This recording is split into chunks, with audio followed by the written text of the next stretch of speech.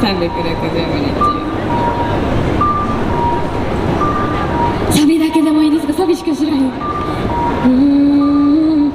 人生は紙飛行機、願い乗せて飛んでゆくよ。風の中を力の限りただただ進むだけ。その距離を競うより、どう飛んだかどこを飛んだのか、それが一番大切なんだ。さあ心のままに365日